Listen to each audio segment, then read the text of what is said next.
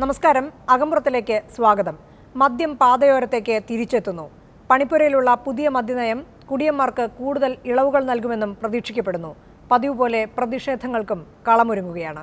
നെയ്യാറ്റിങ്കര രൂപത വികാരി general monsignor father G Christudas, മാധ്യമപ്രവർത്തകൻ റോയ് മാത്യു, മാനേജ്മെന്റ് വിദഗ്ധൻ പ്രവീൺ പരമേശ്വരൻ. സ്വാഗതം എല്ലാവർക്കും. ഇന്നലെ വരെ നിരോധിക്കപ്പെട്ട ചില പാതയോരങ്ങളിൽ ഇന്ന് മദ്യം തിരിച്ചെത്തി. കഴക്കൂട്ടം, ചേർത്തല, കുറ്റിപ്പുറം, കണ്ണൂർ റോഡുകൾ ദേശീയപാതയല്ലെന്നാണ് ഹൈക്കോടതിയുടെ പുതിയ ഉത്തരവ്. പൂട്ടിയ 225 മദ്യവിൽപ്പന കേന്ദ്രങ്ങൾ കേരളത്തിലും 32 ബാറുകൾ മാഹിയിലും തുറക്കാൻ ഇത് വഴിവെക്കും. മദ്യശാലയ്ക്ക് ഇനി പഞ്ചായത്തിന്റെ NOCയും വേണ്ട, എക്സൈസ് വകുപ്പിന്റെ അനുമതി മാത്രം മതി. തീർന്നില്ല. 1 മാസത്തിനകം വരാൻ പോകുന്ന പുതിയ മദ്യനയത്തെയും പ്രതീക്ഷയോടെയാണ് കുടിയന്മാർ കാണുന്നത്. മദ്യം പഴയ പോലെ 3 സ്റ്റാറിലും എത്തുമെന്ന കണക്കുകൂട്ടലിലാണ് അവർ. മോൺസിഞ്ഞോർ, പാതയോരത്ത് ബിയറും വൈനും മദ്യവും തിരിച്ചെത്തുകയാണ്. അത് പക്ഷേ ഹൈക്കോടതി വിധിയുടെ പിൻബലത്തോടെയാണ്. യഥാർത്ഥത്തിൽ സഭ പ്രതിഷേധിക്കേണ്ടത് ഇക്കാര്യത്തിൽ ഹൈക്കോടതിക്കെതിരെയല്ലേ? ഈ വിധി ഇങ്ങനെ വന്നു കഴിഞ്ഞപ്പോഴും അത് സാധാരണ ജനങ്ങളുടെ ആ ഒരു ജീവനും സ്വത്തിനും വലിയൊരു ഭീഷണിയായിട്ടിന്ന് അത് മാറിയിരിക്കുകയാണ്. ജനങ്ങൾ തന്നെയാണ് അത് പ്രതികരിക്കേണ്ടത്. 2014 മുതൽ ഇങ്ങോട്ട് ഇതിൻ്റെ ഒരു ലഭ്യത കുറഞ്ഞു വന്നപ്പോൾ ഒത്തിരിയേറെ ആശ്വാസമാണ് ജനങ്ങൾക്ക് തീർച്ചയായിട്ടും ഉണ്ടായത്. അവിടെ ഒരു സംശയം ഫാദർ, മദ്യത്തിന്റെ ലഭ്യത പടിപടിയായി കുറഞ്ഞു. ഇത് മദ്യത്തിന്റെ ഉപഭോഗം കുറച്ചോ? സംസ്ഥാനത്ത് ആളുകൾ കള്ളു കുടിക്കുന്നത് നിർത്തിയോ? തീർച്ചയായിട്ടും 19% പിന്നെ ഈ പ്രത്യേകിച്ചുള്ള അസ്വസ്ഥതകളെല്ലാം കുറഞ്ഞായിട്ടാണ് നമ്മുടെ അടിപിടികളും മറ്റു തരത്തിലുള്ള കൊലപാതകങ്ങളും ആത്മഹത്യകളും ഇതെല്ലാം കുറഞ്ഞായിട്ടാണ് ഗവൺമെൻറ് കണക്കുകൾ, നമ്മുടെ കണക്കല്ല. സ്ത്രീകൾക്കും കുട്ടികൾക്കും നേരെയുള്ള ലൈംഗിക അതിക്രമങ്ങൾ, വാഹനാപകടം, മനുഷ്യരുടെ ആത്മഹത്യാ നിരക്ക് ഇതെല്ലാം കുറഞ്ഞ യൂറോപ്യൻ രാജ്യങ്ങളിൽ മദ്യം സുലഭമാണ്. അപ്പോൾ മദ്യം മാത്രമാണോ ഇതിൻ്റെ പ്രശ്നം? ഇല്ല, അവിടെ അതിൻ്റെ നിയന്ത്രണങ്ങൾ തീർച്ചയായിട്ടും ഉണ്ട്. ഒരു ഉദാഹരണം, ഇപ്പോൾ നെയ്യാറ്റിങ്കര മേഖല ഞങ്ങളുടെ ഒരു സ്കൂളിൽ 2ാം ക്ലാസ്സിൽ പഠിക്കുന്ന ഒരു കുട്ടി, അവൻ രാവിലെ സമയങ്ങളിൽ അവൻ സ്കൂളിൽ പോയ മയക്കത്തിലാണ്. ഞാൻ അവസാനം നോക്കി വന്നപ്പോഴേക്കും അപ്പൻ എല്ലാ ദിവസവും രാവിലെ കുടിക്കുന്ന ആളായിരുന്നു. കുടിച്ച് കഴിഞ്ഞിട്ട് ആ കുപ്പി അവിടെ വയ്ക്കും. വച്ച് കഴിയുമ്പോൾ അതിൽ ബാക്കിയുള്ളതിന് അടപ്പിലെടുത്ത് ഒഴിച്ചിട്ട് ഈ മകൻ കുടിക്കുമായിരുന്നു. യഥാർത്ഥത്തിൽ ഇത് ആരുടെ പ്രശ്നമാണ്? അത് മദ്യം കിട്ടുന്നതുകൊണ്ടുള്ള പ്രശ്നമാണോ? ആ മദ്യത്തെ യഥാർത്ഥത്തിൽ മര്യാദയ്ക്ക് ഉപയോഗിക്കാത്തതിൻ്റെ പ്രശ്നമാണോ? മദ്യം കിട്ടുന്നതുകൊണ്ടുള്ള പ്രശ്നവുമാണ്, ഉപയോഗിക്കാത്തത് രണ്ടുമുണ്ട് ഇതിൽ. ഇപ്പോൾ ഒരു അപ്പൻ കുടിയനായിട്ട് മാറുകയാണെങ്കിൽ മിക്കവാറും എല്ലാ കുടുംബങ്ങളിലും മക്കൾ 1-2 പേരെങ്കിലും മദ്യപാനികളായിട്ട് മാറുകയാണ്. അപ്പൻ കള്ളു കുടിച്ച് വഴി കിടക്കുന്ന ഒരു വീടാണെങ്കിൽ മക്കൾ ഞാനിങ്ങനെ ആവില്ല എന്ന് തീരുമാനിക്കാനുള്ള ഒരു സാധ്യതയും കൂടെ ഇല്ലേ? വളരെ കുറവായിട്ടാണ് കാണുന്നത്. ഈ മദ്യ ലോബികൾ, അതൊക്കെ ഇത് നടത്തുന്നവർ അവരാരും തന്നെ കുടിക്കുന്നവരല്ല. പാവപ്പെട്ടവർക്കാണ് കള്ളു കുടിക്കേണ്ടത് എങ്ങനെയാണെന്ന് അറിയാത്തതും അവരുടെ പണം മുഴുവൻ. ശരി, അതായത് ഈ പണക്കാരും കുടിച്ച് നശിക്കുന്നില്ല. അവരവരുടെ ശ്രദ്ധാപൂർവ്വമാണ് കാര്യങ്ങൾ, വിവേകത്തോടാണ് കാര്യങ്ങൾ ചെയ്യുന്നത്. ശ്രീ റോയ് മാത്യു, സംസ്ഥാനത്ത് സുലഭമായി മദ്യശാലകൾ ഉണ്ടാകാനും മദ്യം ലഭ്യമാകാനുമുള്ള ഒരു അവസരമാണ് ഒരുങ്ങുന്നത്. കേരളത്തിലെ എല്ലാ നൂക്ക് ആൻഡ് കോർണറിലും മദ്യം അവൈലബിളാണ്.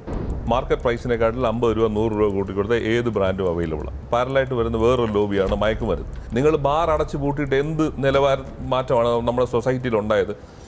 നമ്മുടെ വരുമാനം കൂടിയിട്ടുണ്ടോ? മദ്യവർ എത്ര പേര് മദ്യം നിർത്തി? അവിടെയാണ് നമ്മൾ ഉപഭോഗത്തിന് ഇപ്പോൾ 32% കുറഞ്ഞു എന്ന് പറയുന്നു. അതെന്താ, എവിടെയാണ് ഡിസ്ട്രിബ്യൂഷൻ? അതാണ് കുറഞ്ഞിരിക്കുന്നത്. ആരും കൂടി നിർത്തിയിട്ടില്ല. അതാണ് ഫാദർ, മദ്യം ഉണ്ടാക്കി വിൽക്കുന്നവരെ സഭ വിലക്കും എന്ന് സഭയ്ക്ക് ഒരു തീരുമാനം എടുത്തുകൂടെ? അങ്ങനെ ആയാൽ ഈ നാട്ടിലെ 44% ക്രിസ്ത്യാനികളാണ് കള്ള് കച്ചവടത്തിലുള്ളത്. സഭ ഇങ്ങനെ ഒരു തീരുമാനം എടുത്താൽ തീരുന്ന പ്രശ്നമല്ലേ ഉള്ളൂ ഈ നാട്ടിൽ? ഇത് ഒരു ജാതിയുടെയോ ഒരു മതത്തിൻ്റെയോ ഒരു പ്രശ്നം അല്ല. ഈ ചാരായ നിരോധനം മുമ്പ് ഉണ്ടാകുന്നത് വരെ കേരളത്തിലെ ചാരായത്തെ ബിസിനസ്സിനകത്ത് ഉണ്ടായിരുന്നത് കേരളത്തിലെ കാത്തലിക്സ് ആയിരുന്നു. പ്രമുഖരായ മണർകാട് പാപ്പൻ, പാച്ചി ഫിലിപ്പ്, ഇങ്ങനെയുള്ള എല്ലാ ബിസിനസ്സുകാരും. അതിനുശേഷം വന്ന ബാറുകൾ വന്നപ്പോഴത്തേക്ക് ആരാണ്? കേരളത്തിലെ ക്രിസ്ത്യാനികളാണ്. 40-45% ക്രിസ്ത്യാനികളാണ് ഈ ഇൻഡസ്ട്രി കൈകാര്യം ചെയ്യുന്നത്. ഡിസ്റ്റിലറി വരെയുള്ള കത്തോലിക്കരുണ്ട് കേരളത്തിൽ. ഇവരെ ആരെ സഭ ഇന്ന് വരെ മുടക്കുവോ? ഇവർക്കാർക്കെതിരെ സഭ മിണ്ടത്തില്ല.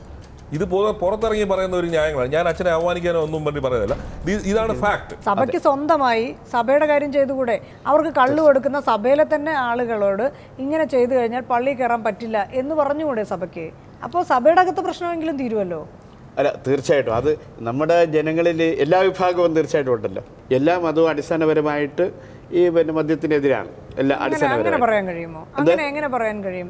എവിടെയാണ് ക്രൈസ്തവ സഭയ്ക്ക് ഭൂരിപക്ഷമുള്ള ഏത് സ്ഥലത്താണ് മദ്യ നിരോധനം നടത്തിയിരിക്കുന്നത്, ഇൻക്ലൂഡിംഗ് വത്തിക്കാനിൽ വരെ? ഇല്ല. ലോകത്തിൽ per capita consumption of alcoholic wine ഏറ്റവും കൂടുതലുള്ള സ്ഥലം വത്തിക്കാൻ സിറ്റിയാണ്. ആൽക്കഹോൾ ഇല്ലാത്ത നോൺ ആൽക്കഹോളിക് നമ്മുടെ ഇവിടെ ഫാൻസി സ്റ്റോറിൽ കിട്ടുന്ന പോലത്തെ വൈനല്ല.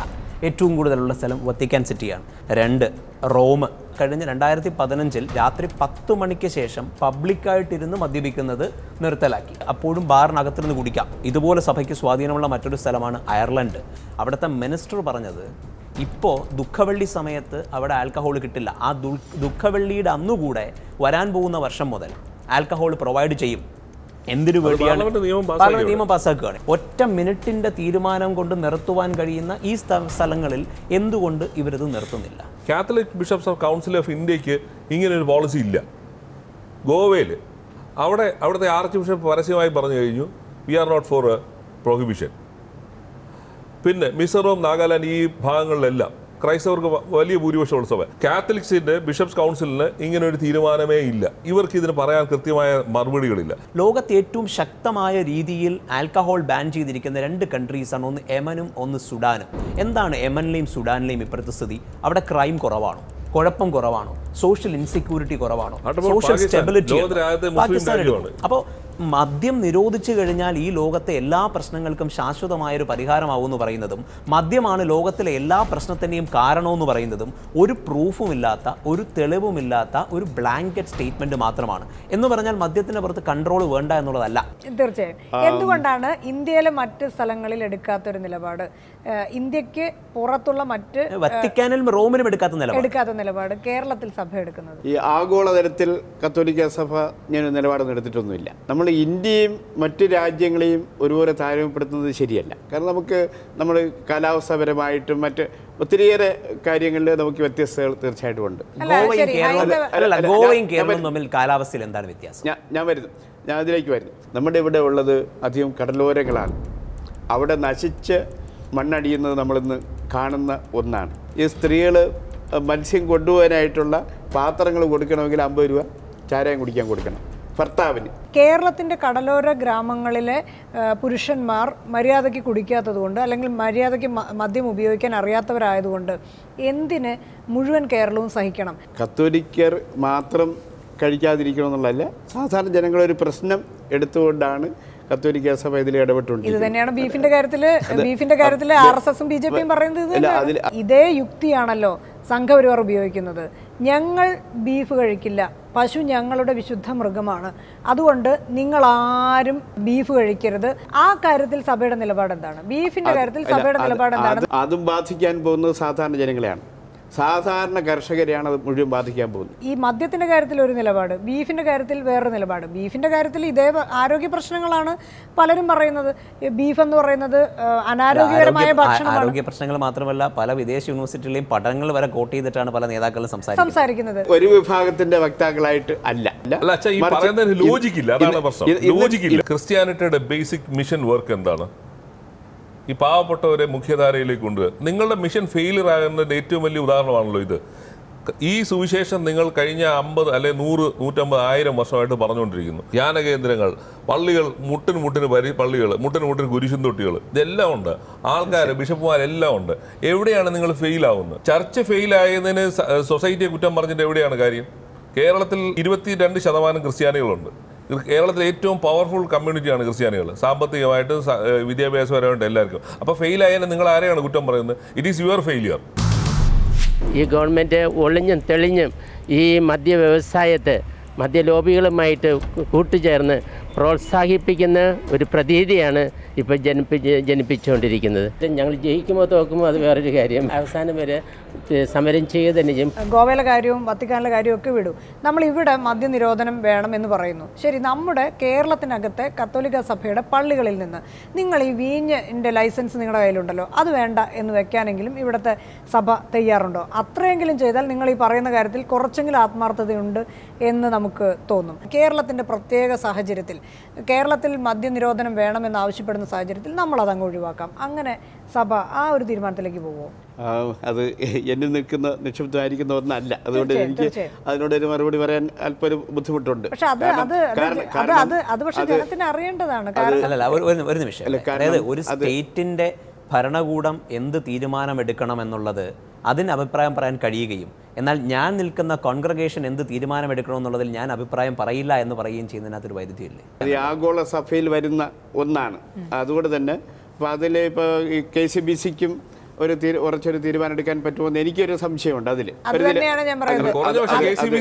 വത്തിക്കാനോട് നിങ്ങൾ വത്തിക്കാനില്ലെങ്കിൽ ഈ കച്ചവടം നടത്തരുത്, ചാരായ കച്ചവടം നടത്തരുത്, വത്തിക്കാനോട് പറയാനുള്ള ധാർമ്മികമായ ഒരു ശക്തിയെങ്കിലും KCBC കാണിക്കണം. നമ്മുടെ ഇന്നത്തെ സാധാരണ ജനങ്ങളെ ഏറ്റവും കൂടുതൽ പ്രശ്നങ്ങളിലേക്ക് നയിക്കുന്ന ഒരു വിപത്തായിട്ട് ഇന്ന് മദ്യത്തെ മയക്കുമരുന്നുകളെ തീർച്ചയായിട്ടും പിന്നെ സഭയും ഇതുപോലെ ഈ ജനങ്ങളുടെ നന്മയ്ക്ക് വേണ്ടി പ്രവർത്തിക്കുന്ന സമുദായ പ്രവർത്തകരും അത് തീർച്ചയായിട്ടും കാണും.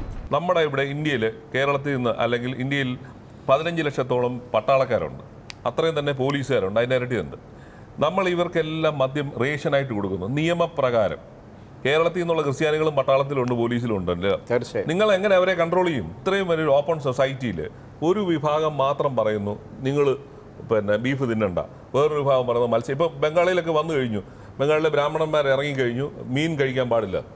അപ്പം ഇത്തരത്തിൽ മനുഷ്യനെ നമ്മൾ എവിടേക്കാണ് ഡിവൈഡ് ചെയ്ത് കൊണ്ടുപോകുന്നത്? ഞാൻ ചോദിക്കട്ടെ, അച്ഛൻ്റെ കയ്യിൽ പൈസ ഉണ്ടെങ്കിൽ അച്ഛന് കള്ളു കുടിക്കാം, ബീഫ് തിന്നാം, അതൊക്കെ നിങ്ങളുടെ പേഴ്സണൽ ചോയ്സിൻ്റെ പ്രശ്നം.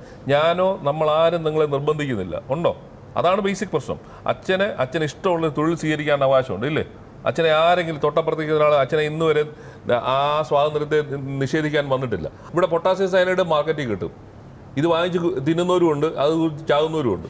അതേപോലെയുള്ള മദ്യത്തിൻ്റെ കാര്യത്തിൽ ഞാൻ പറഞ്ഞ ഇവരെ നന്നാക്കാൻ ഇറങ്ങുന്ന ആൾക്കാരെ, സാമുദായിക സംഘടനകൾ, സഭകൾ, ഇല്ലേ, മതങ്ങൾ, അവരാണ് മനുഷ്യന്റെ റിഫോർമേഷന് വേണ്ടിയാണ് നിൽക്കുന്നത്. ഇവർ ഫെയിൽ ആയതിന് സർക്കാരിനെ എന്തിനാ കുറ്റം പറയുന്നത്? അത് LDF എന്നോ UDF എന്നോ കണ്ടുകൊണ്ടല്ല. UDFിൻ്റെ സമയത്തും ആവശ്യമില്ലാത്ത നിലപാട് സ്വീകരിച്ച സമയത്ത് സഭ പ്രതികരിച്ചിട്ടുണ്ട്. പടിപടിയായിട്ട് ഇതൊന്നും ലഭ്യത കുറയ്ക്കുകയും അതോടൊപ്പം നിയമം മൂലം തടയപ്പെടുകയും ചെയ്യുമ്പോൾ നിരോധനം ഉണ്ടാകുകയും അതോടെ ബോധവൽക്കരണം, ഈ മൂന്നും ഒരുമിച്ച് പോകേണ്ട ഒന്നാണ്. അല്ല വെറും ബോധവൽക്കരണം ഇല്ല, അല്ല അതോടൊപ്പം കുടിക്കുന്നവരുണ്ടാവില്ല, അല്ലാതെ ഉപയോഗിക്കുന്ന